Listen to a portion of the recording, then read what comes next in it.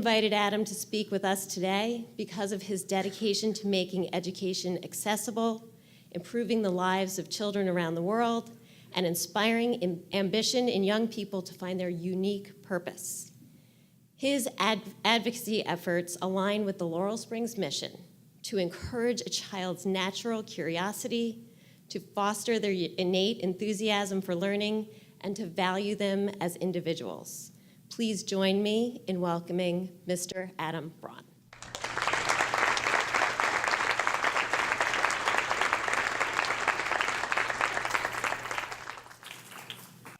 Good afternoon. How is everybody?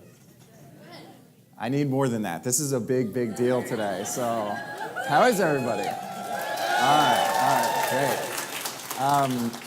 So one, I'm incredibly honored to be here today, not only because it's such a critical moment in the lives of these extraordinary young people that we have seated over here, but because this is really a uniting moment for all of you in this room. This is an event in which you come to celebrate not only the collective accomplishments of these individuals, but all of you as the family members, as the teachers, as the administrators, as those who have collectively invested in their well-being, and today you get to see that realized. So I want to do three things in this morning or this afternoon's talk.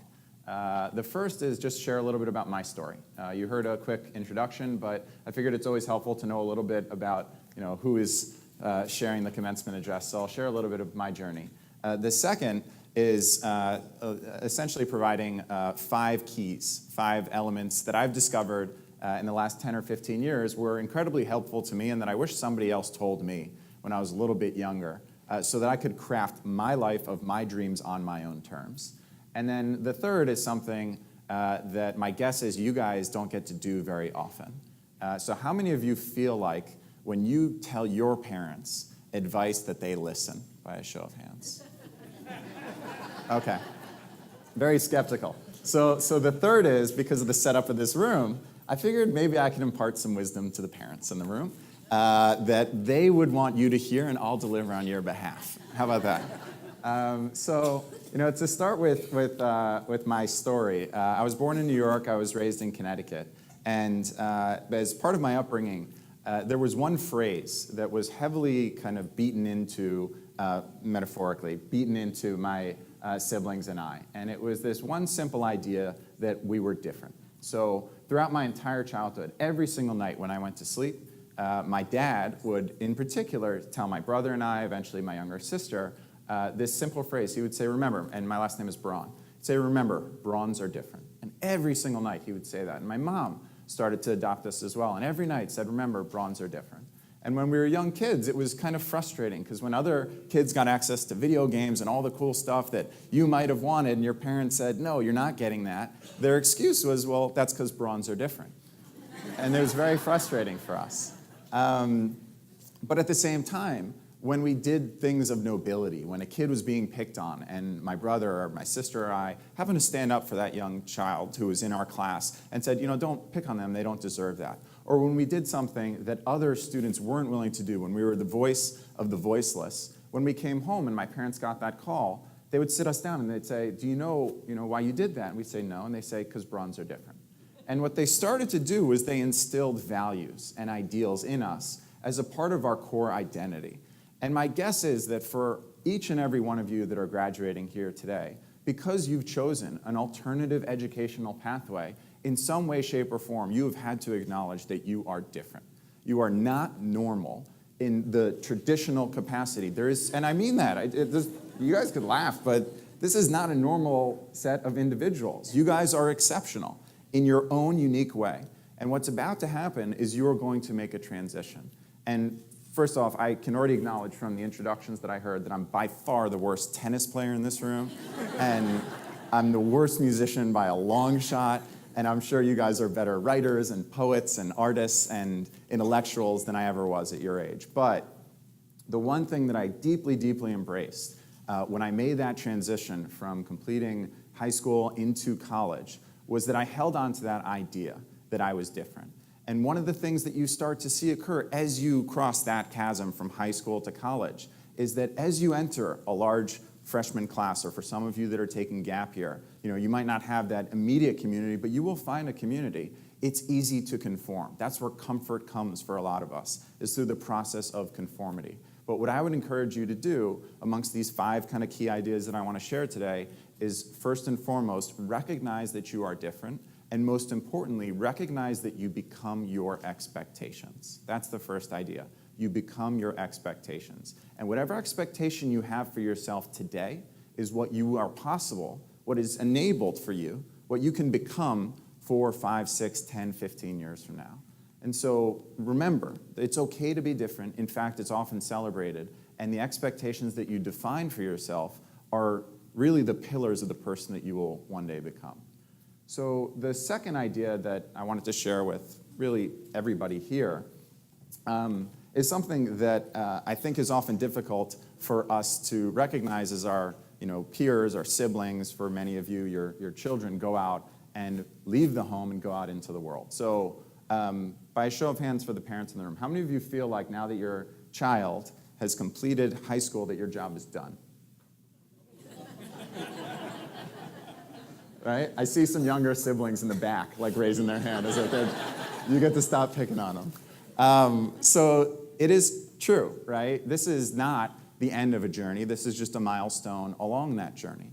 And so for, just by a show of hands, so we can get a sense of, everyone in this room, how many people here are a parent?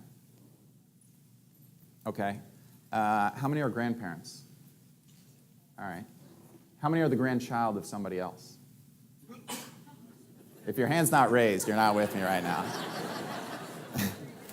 So the reason that I bring that up is because my journey is very much a reflection of the individuals of which I am a grandchild of. So on my mother's side, 2 extraordinary individuals, but I'll just share my father's side very quickly. My dad's the child of 2 Holocaust survivors. Both of his parents escaped from the concentration camps. My grandmother, in particular, went into Auschwitz when she was 14 years old with her 12-year-old sister, her mother, and 25 other family members. And all of them were sent to the gas chambers on her first night, and Ma, my grandmother, was the lone survivor at the age of 14. And she survived through a series of absolute miracles for 14 months through concentration camps, and met my grandfather, who was also in concentration camps, and lost both of his brothers and his father in the war. And that is the household in which my father was raised.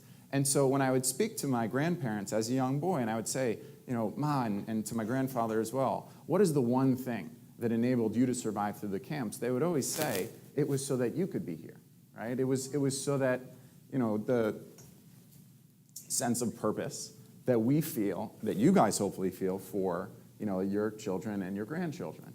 And as I thought about that upbringing that I went through as a child, the one thing that was most prioritized, but beyond commitment to family values in my household, was a commitment to education. Because when we would talk to my grandparents, they would talk to us about the notion that you can take away everything from an individual. You can take away their physical possessions, you can take away their sense of dignity, but you cannot take away their intellectual capacity for reason. You cannot strip them of that mental aptitude that can enable them to transform their life and the life of future generations. And so I really, really invested in my, focus on school as a kid.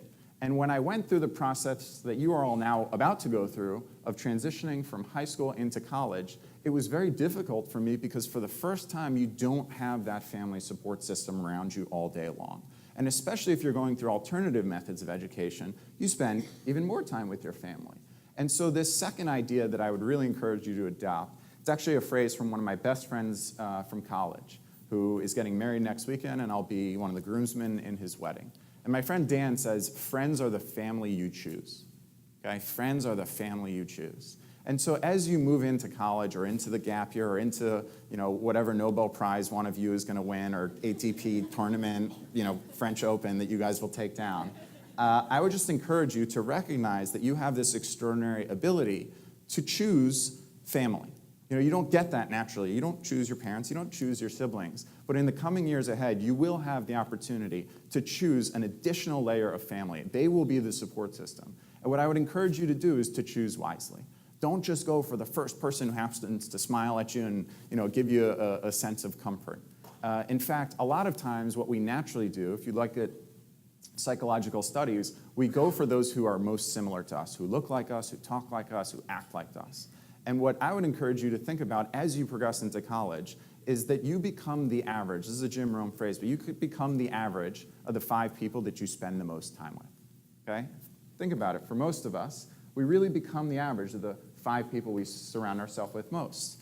And so when you're in a dormitory or when you're in some distance learning environment, I'd really encourage you, try and find the aspirational friends that pull you in the direction of the person you seek to become, not the person that you are today.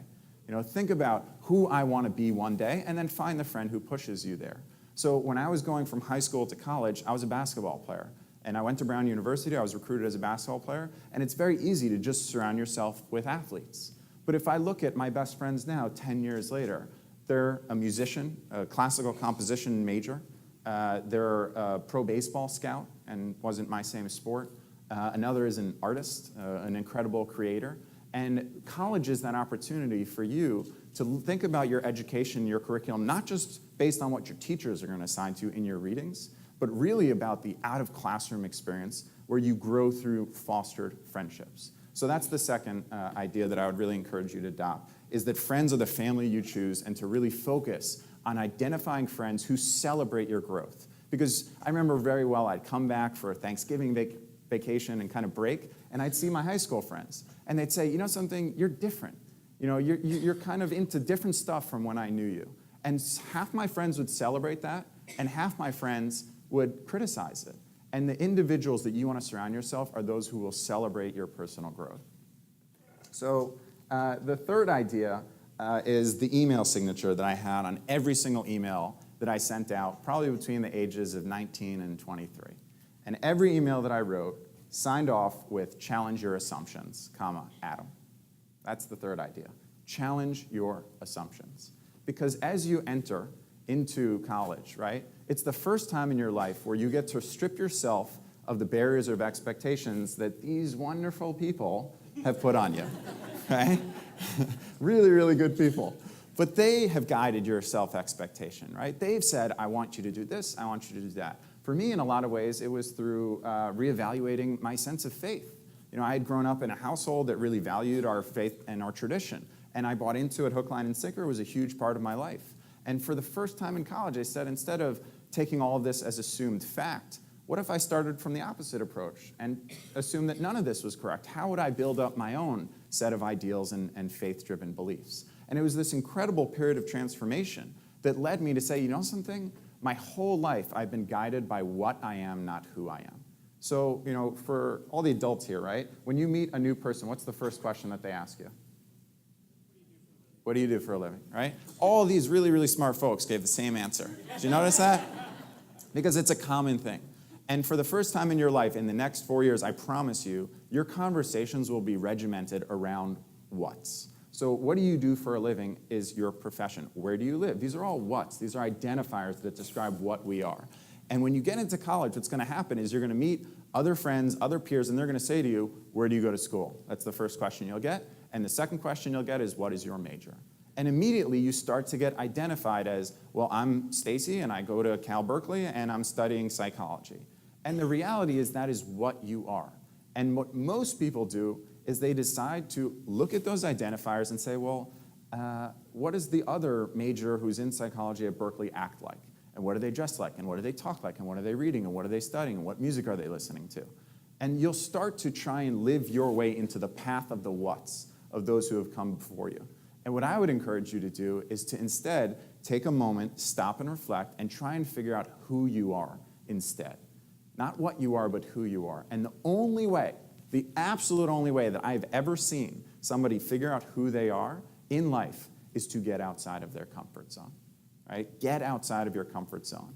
And so the next idea is that true self-discovery begins where your comfort zone ends. So you are all extraordinary performers. You've done amazing things with your life thus far, and you can rest on the laurels of your previous accomplishments. But what I would encourage you to do is to opt for memories over medals, okay? Memories over medals. And for a lot of you, my guess is, like, how many of you have a ton of trophies in your bedroom somewhere, right? All right, most of you have hands raised, and I'm sure I was that same type of student, same type of athlete, same type of kid.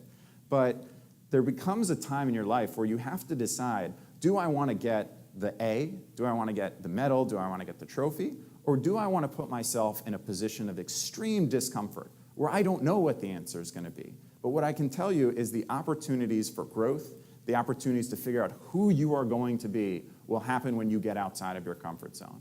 And so I really, really deeply encourage you to step outside of your comfort zone as often as you can. In my situation, as a basketball player at Braun, that was a good life. I was supposed to go work in finance. I had it all planned out. And then I learned about a program called Semester at Sea. And when I went on Semester at Sea as a 21-year-old, as you heard, I had a habit of asking children in each country that I went through one question. And that was, if you could have anything in the world, what would you want? And I'd have them write it down on a piece of paper, and I thought that they would tell me the things that I wanted as a kid, like a big house or a really cool car, some piece of fancy new technology. And this young boy on the streets of India begging gave me an answer that I did not expect, and that he said if he could have anything in the world, he would want a pencil, okay, just that pencil. And I had a pencil, and I gave him my pencil, and I watched him light up, and I learned that that boy had never been to school before for a day in his life. And I recently learned that the average pencil holds 40,000 words. 40,000 words. And it's such a beautiful idea, right? That this simple tool can unlock so much curiosity and imagination and capacity for personal transformation. And what's going to happen in the coming years is you will have the opportunity to grasp those tools. As you enter a hopefully great college institution, or you enter new relationships with friends, with loved ones, with peers, each and every one of those relationships is an opportunity for you to grasp a new pencil, for you to unlock the next 40,000 words of your experience. And, I could have given the kid the pencil and moved on, but I decided to look a little bit deeper and ask the bigger question, well, why wasn't this boy in school? And the answer was because, there wasn't support for him, and he was in deep rural poverty, and I decided to angle my life towards serving others through education. And about 4 years later, just as my 25th birthday was approaching, Ma, my grandmother that I was telling you about, was turning 80. And I decided that I wanted to honor her in her lifetime. My grandfathers have all passed away, and I wanted to make sure that Ma's sacrifice would carry forward for generations. And so, as you heard, I put $25 in a bank account, asked friends to donate. How many people here have a birthday in the next 365 days? Right? So, my birthday's Halloween. Which makes for a very fun party. And so I asked friends to come out and give $20 at a Halloween party for my birthday to help me build one school for an organization called Pencils of Promise. And everybody said to me, this is impossible. You're going to try and build a school on the other side of the world. At the time, first school was in Laos. They said, there's no way. This is not going to work. Impossible. That's just the word that I kept on hearing over and over and over again. And as many of you know, last night we lost one of the greatest American, not only sports, but social icons that we'll ever see. And so I've spent my entire morning just watching footage of Muhammad Ali. I can't stop. But I want to share this one quote that he stated, which has always inspired me tremendously. He said, "Impossible is not a fact, it's an opinion. Impossible is not a declaration, it's a dare. Impossible is potential. Impossible is temporary. Impossible is nothing." And, yeah.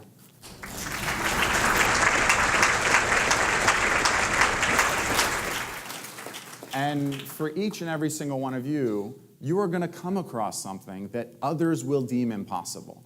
But remember, that is not a declaration, that is a dare. Right? It's not a declaration, it's a dare. And so you'll have these big aspirational dreams. You'll have these ideas, and it is up to you, based on the expectations that you set, that willingness to get outside of your comfort zone, the relationships that you decide to form around you, as well as one last and final idea, which is that I would encourage you to be loyal to love, okay? Be loyal to love. And what I mean by that is that a lot of people tell young individuals that you should pursue your passion. And I am not somebody who tells others to do that. I don't believe in pursuing your passion because I think passions are fleeting. Passions occur, and they move just like diets and workout fads and all these other stuff, and they go away. Like kale is not going to be popular in 5 years. I guarantee it. I guarantee it. But I would encourage you to pursue your sense of purpose, because purpose is enduring, right? And purpose is much like love. It exists somewhere deep, deep, deep inside of you.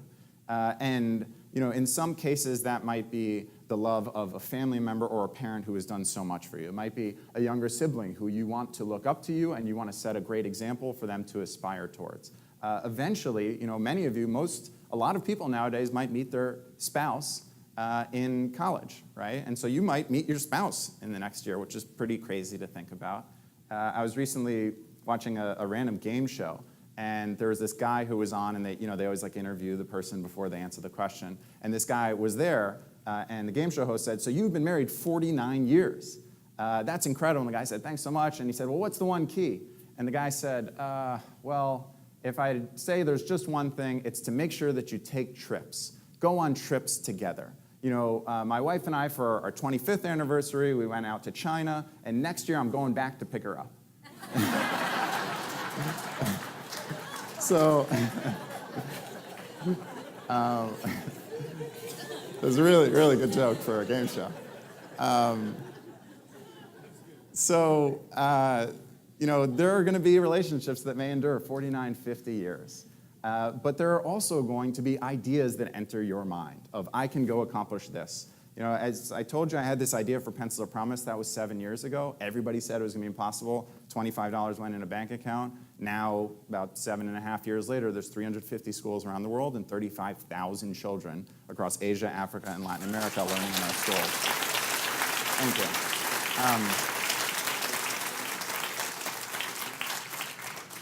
So these ideas will enter your mind, these relationships will enter your life, and it's up to you. You have the resounding capacity to choose to go left or to choose to go right.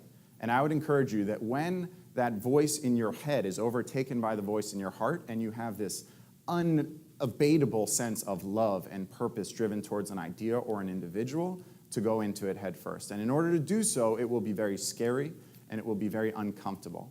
But I would encourage you, if you take anything from today's talk, to adopt my favorite mantra, my favorite phrase, which comes from Ellen Johnson Sirleaf. She's the first female president on the African continent, an incredible, incredible woman. She said, "If your dreams do not scare you, then they're not big enough."